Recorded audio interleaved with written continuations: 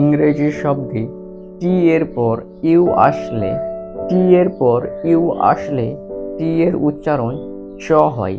স্বাভাবিকভাবে টি এর উচ্চারণ ট হওয়া উচিত ছিল, কিন্তু ইংরেজি শব্দে টি এর পরে যদি ইউ লেটারটি থাকে তাহলে টি এর উচ্চারণ চ হয়ে যাবে।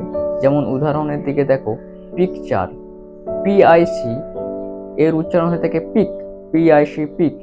টিতে ট এর উচ্চারণ হওয়ার কথা ছিল, কিন্তু ট না হয়ে চ হয়েছে। কেন? না, টি এর পরে ইউ লেটারটি আছে সেই কারণে, তাই টিটা চ এর মতো উচ্চারিত হয়েছে। টিতে চ এবং ইউতে আ, চা, এবং আর ইতে র, তাহলে পিক চ আর সমান পিকচার।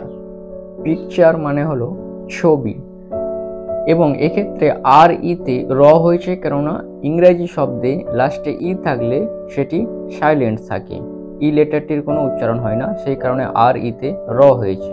অতএব আমরা জানতে পারলাম যে টি এর পরে ইউ লেটারটি আসলে টি এর উচ্চারণ চ হয়ে থাকে। যেমন আরেকটি উদাহরণ, future, F U T U R E, future. Future মানে হলো ভবিষ্যৎ। এফ ইউতে ফিউ, ফিউ, এখানে টা হওয়া উচিত ছিল কিন্তু চা হচ্ছে, কেননা টি এর পরে ইউ লেটারটি থাকার জন্য। তাহলে ফিউ চ, ইউতে আ, আর ইতে র, ইংরেজি লাস্টে ইটি সাইলেন্ট থাকে। তাহলে ফিউ চ আর, ফিউচার, ফিউ চ আর সমান ফিউচার। ফিউচার মানে হলো ভবিষ্যৎ। এবং অপর একটি উদাহরণ, সেঞ্চুরি, সিইএন, সেন, সেন, টিতে চ, টিতে চ, কেন? টি এর পরে ইউ লেটারটি আছে সেই কারণের জন্য টি এর উচ্চারণ টি হবে না, চ হবে।